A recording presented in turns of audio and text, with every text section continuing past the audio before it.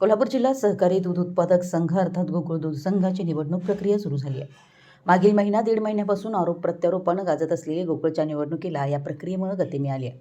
दरम्यान आता गोकुळ निवडणुकीसाठी महायुती देखील मैदानात उतरली। छत्रपती शाहू शेतकरी विकास आघाडीच्या माध्यमातून निवडणूक लढवली जाणार आहे।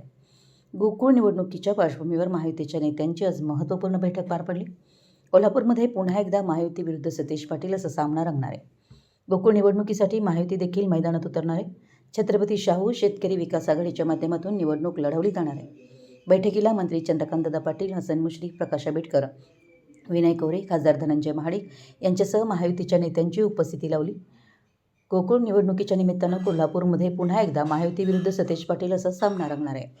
गोकुळवर प्रथमच प्रशासकाची नियुक्ती। जिल्ह्यातील दूध उत्पादकांना न्याय देण्यासाठी 16 मार्च 1963ला गोकुळ दूध संघाची स्थापना झाली। गेले 63 वर्षात संघ जिल्ह्याच्या अर्थकारणाचा केंद्रबिंदू बनला आहे। जिल्ह्याची शिखर संस्था व KDCC बँकेवर आत्तापर्यंत 2 वेळा प्रशासक आले, पण गोकुळवर प्रथमच प्रशासक येत असल्यानं संघाशी जोडलेल्या सर्वच घटकांमध्ये काहीशी अस्वस्थता आहे। यापूर्वी KDCC बँक, पित्री तसेच भोगावती कारखान्यावर प्रशासकीय मंडळ आलं होतं। बँक असो व साखर कारखाना, त्यांचं कामकाज व दूध संघ यांच्यात फरक आहे। गोकुळ दूध संघाची निवडणूक घेण्याआधीच ज्या पद्धतीनं आरोप प्रत्यारोप सुरू आहेत ते पाहता प्रशासकांनीही कामकाज करताना काही प्रश्नांचा सामना करावा लागू शकतो। आव्हान देऊन प्रशासक आणला जात असल्यानं साहजिकच गोकुळच्या राजकीय विश्वात अस्वस्थता अधिक आहे। येत्या 90 दिवसात निवडणूक प्रक्रिया पूर्ण करा, सर्वोच्च न्यायालयाचे निर्देश। जर एखादी सहकारी संस्था निवडणूक घेण्यास तयार नसेल तर त्याच्यावर प्रशासक नेमला जातो, अशी सहकारी कायद्यामध्ये तरतूद आहे। त्यानुसार गोकुळ दूध संघाचे संचालक निवडणूक घेण्यासाठी तयार असतानाही सर्किट बेंचनं जो निर्णय दिला त्याच्या विरोधात काही संचालक सर्वोच्च न्यायालयात गेले। त्यानुसार आता सर्वोच्च न्यायालयाने निर्देश दिलेत। येत्या 90 दिवसात निवडणूक प्रक्रिया पूर्ण करा, असे निर्देश सर्वोच्च न्यायालयाने दिले आहेत।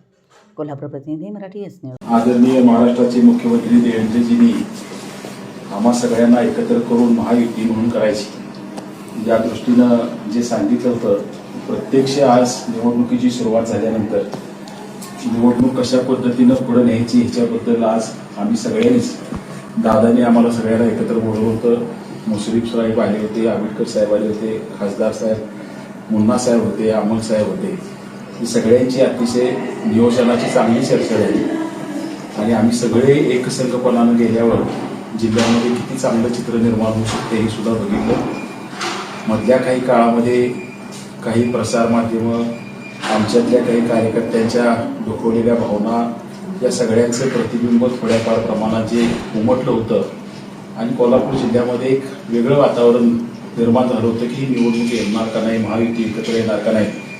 पण ह्या सगळ्या विषयांना पूर्ण विराम आज त्या ठिकाणी मिळाला आणि अतिशय चांगल्या पद्धतीनं आम्ही सगळेजण निवडणुकीला सामोरं जायचं ठरवलं।